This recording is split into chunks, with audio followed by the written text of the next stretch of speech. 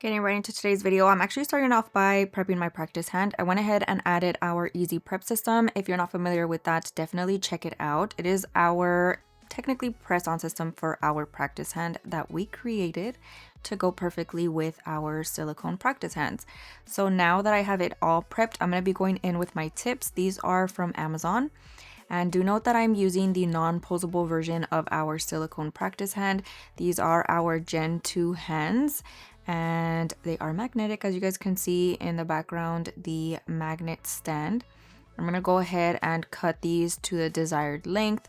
They are a little bit more flexible than the posable hands, so that's why I'm able to kind of just move the finger in the position that I need to a little bit easier than you would with the posable one. Now I'm going to be taking my Tammy Taylor peel and stick file and we're going to be filing the sides and then also the tip just very gently.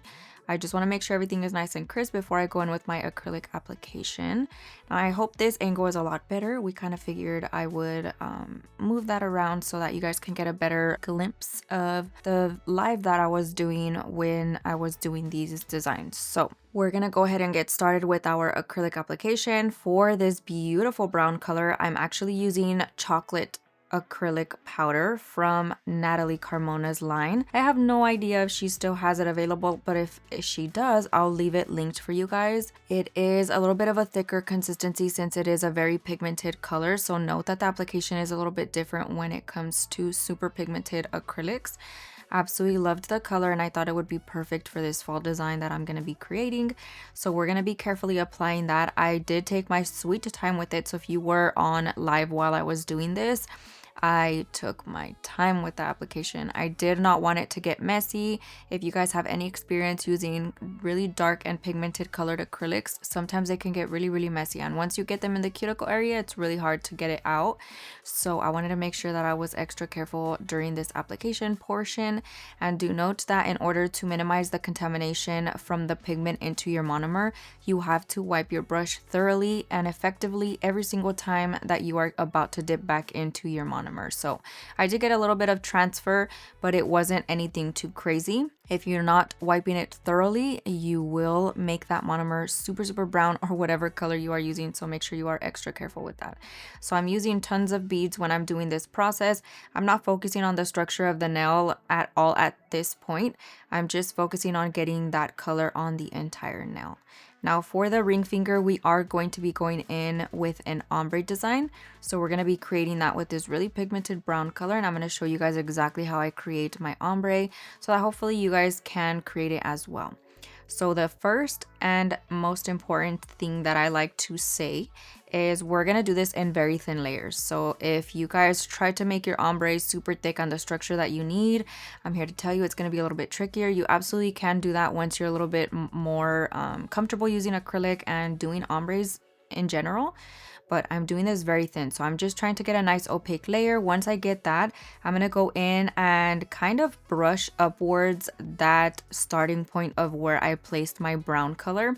That's gonna allow it to be a little bit easier to blend, especially since the color is so concentrated and so opaque.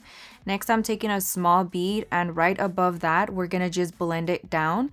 And as long as you're blending it very carefully, it should start to ombre a little bit easier. And then I'm going in with a second bead right above that one, and now whatever I'm blending down is going to create a little bit more of a seamless ombre, and then we just start working our way back up into the cuticle area. So I am carefully blending it with the first bead, carefully blending it with the second one, and then the third and fourth and fifth or whatever other beads that I'm placing on there, those are just going to be for the structure. So I just blended in the first and second bead into my ombre. And again, working in thin layers is always the key, because if you're still not content with those two beads that you placed, you can always go back in and add a little bit more, blend it a little bit better, and the nail's not going to be super thick. So if I try to go in with the structure that I need to begin with and create that ombre, if I mess it up, the nail is going to start getting thicker and thicker, and we want to make sure that it is nice and thin and cute. Now I am adding some chrome flakes. These are from Profiles Backstage. I picked the orange ones just in case you can see the color a little bit. It would still flow with the design that we are creating, and I simply just made sure that I picked it up with a semi-wet brush and then placed it on there and kind of placed them and blended them wherever I wanted them to go. I'm gonna go ahead and finish my acrylic application doing the same process on the rest of the nails. This is just gonna be full cover on all of these except that ring finger. So again, same process, extra careful applying that acrylic, making sure that I'm not making a huge mess, and wiping my brush thoroughly to avoid over contamination into my monomer.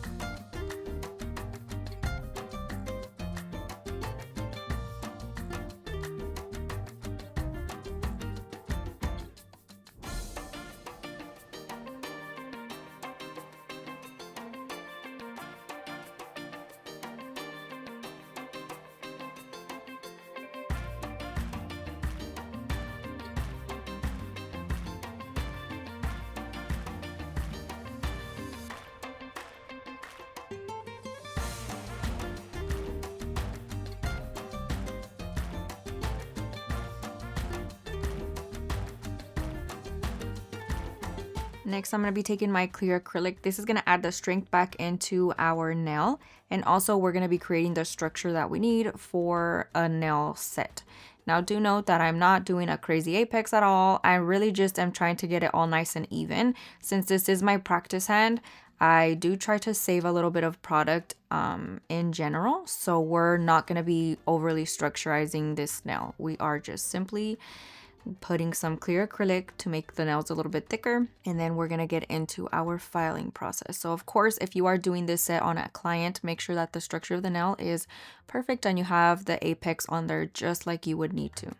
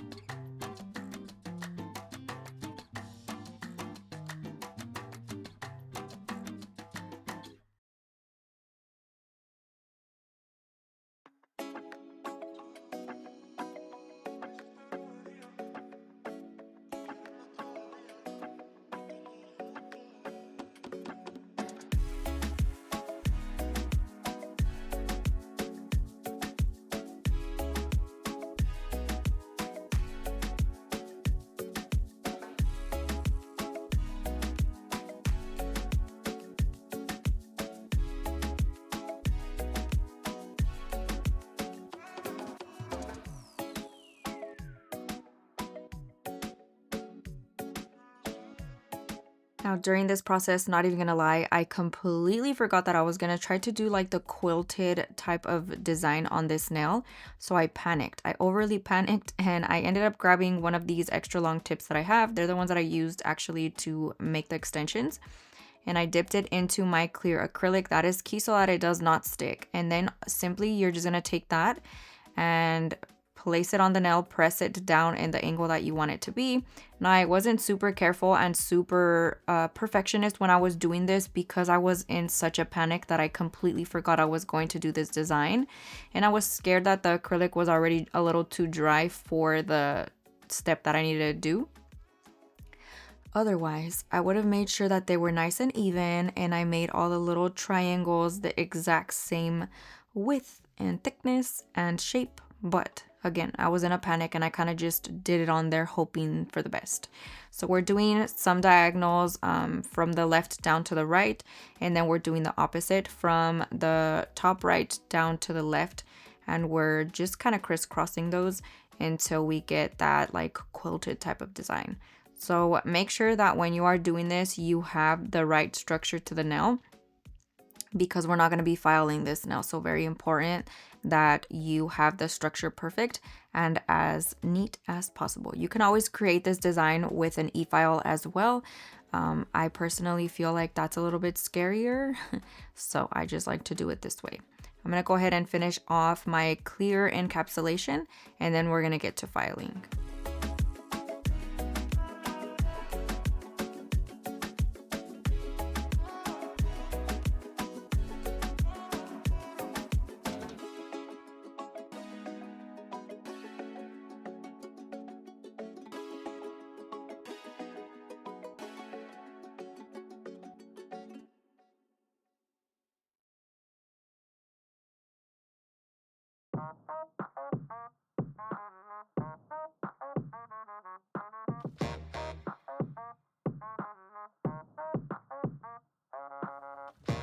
Now for my filing process, I'm going to be taking my Tammy Taylor peel and stick file. We're going to be focusing on those sides. I am skipping a few nails just so you guys know.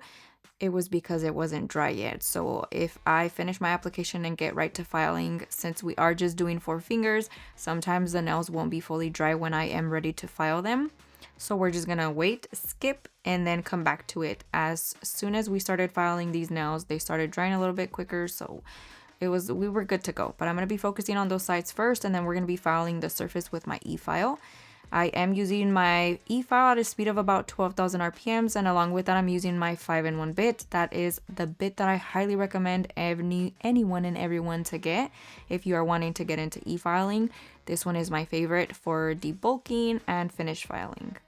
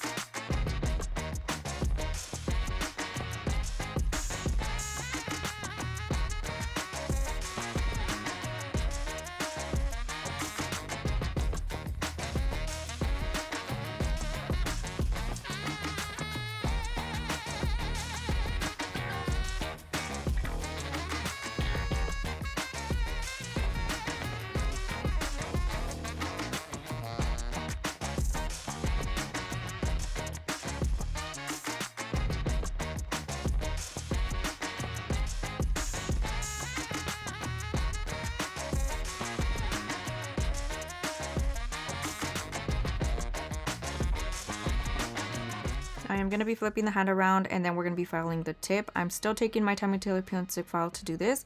And then if at any point I feel like, oh, I can kind of tweak any little filing on the sides or the surface or anything like that, I would go ahead and do it at this point, because this kind of allows me to see the nails at a different angle, and I always recommend you guys to do this as well.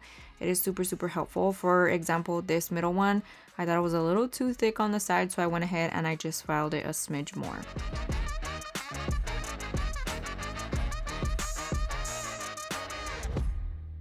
Next, I'm going to be taking my buffer, and then we're just going to be buffing the surface of the nail, making sure everything is nice and smooth so that we can go in with our nail art.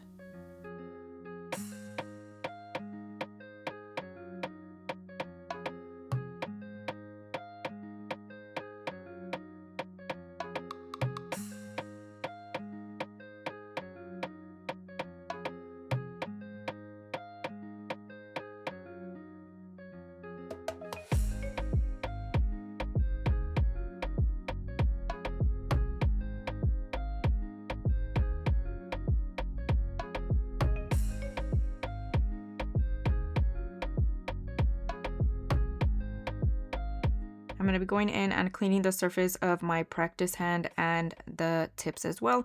I always like to start with my hand first, just to make sure that all that dust is gone. Note that I am using just alcohol on a lint-free wipe to do that. I'm also going to be cleaning the bottom of the hand, because you never know, sometimes there's a bunch of dust under there as well. So I'm going to go ahead and thoroughly clean the surface of my hand and then the surface of the tips.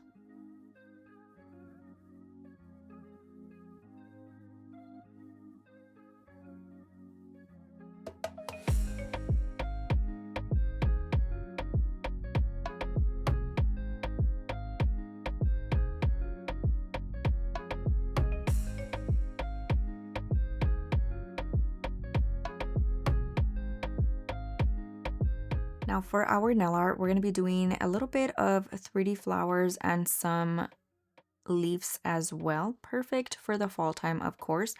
I'm taking this beautiful red color from Profiles Backstage. It has a slight shimmer to it, and I thought it was so beautiful, so we are using that. It paired really well with this brown that we're using. So I'm taking that to create a super simple flower. This is always the flower that I recommend anyone to start off their 3D journey on. It's the simplest. Once you perfect that and you kind of know exactly how to do those petals, you'll be able to do any other petals or any other design. So getting the perfect consistency and the perfect technique for these is going to be key. I'm going to go ahead and just start off by adding a tiny little bead, and with my brush and the tip off of my bead, I'm essentially just using like the middle portion of my bristles. We're gonna push outwards in the direction that I want my petal to be, and then you can kind of widen it up a little bit, but we're just gonna pretty much just do that all the way around. We're kind of doing this one off to the side, and then I'm gonna be taking a super tiny little bead and placing it in the center for the center of our flower. So my 3D brush is from Amazon. I will have it linked in my Amazon storefront, so if you guys are curious, definitely check it out. It's one that I've been using forever and definitely recommend it.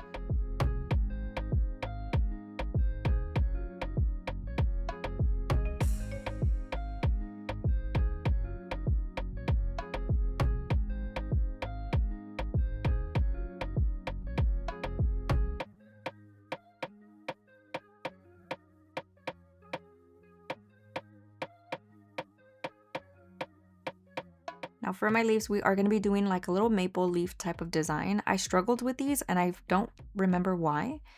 It was kind of a little bit of a complicated design for whatever reason. I think my acrylic was drying a little too quick for me, but also it wasn't. So I'm not sure what it was. I blamed it on my brush at one point. I blamed it on me adding acetone into my monomer at one point, but it ended up turning out really, really cute.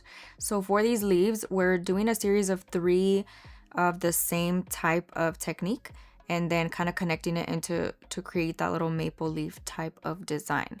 So we're pretty much just doing a small bead, pulling it through the center, and then making 2 tiny points on the sides, a little bit shorter than our first one. And then we're doing 3. So 1 would be in the middle and 2 off to the sides, and then we add the little stem.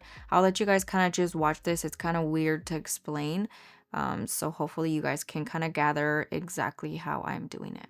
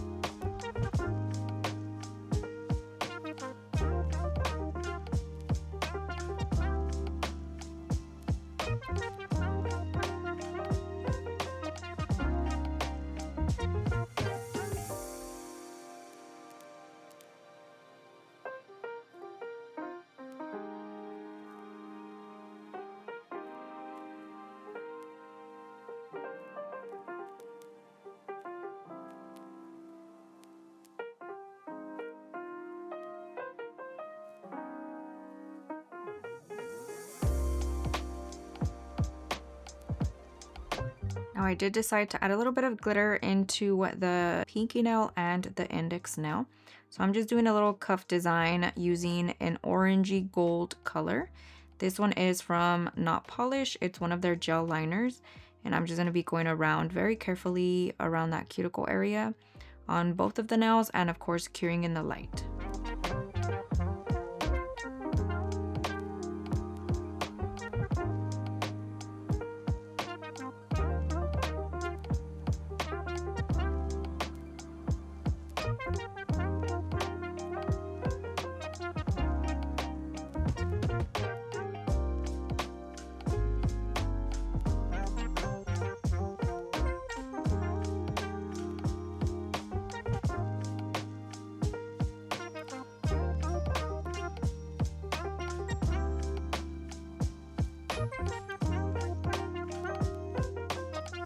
Now for our quilted nail, we're going to be going in every little area that connects and add a little bit of gem gel, 3D gel, or glue, whatever you want. And then we're going to be adding some caviar beads to create a little bit of a fall design on these ones. So I'm just adding a tiny smidge of gem gel, and we're gonna leave it nice and wet. Next, I'm gonna be taking my caviar beads and placing them individually on each of those little dots of glue. And then of course, we're gonna cure in the light for a full 60 seconds.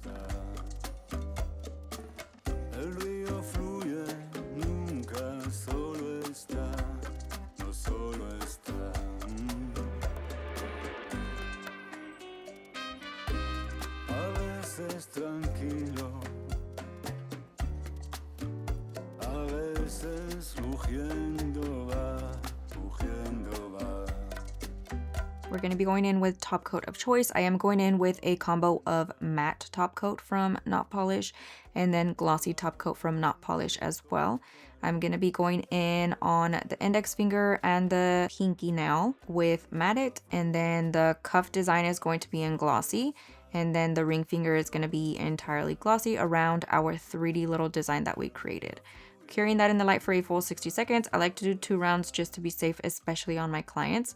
But that pretty much concludes today's video. Let me know what you guys think down below. Thank you guys so much for watching. I hope you enjoyed it. I hope you learned a ton. And I'll see you guys next time. Bye. Un corazón destruido no deja de palpitar.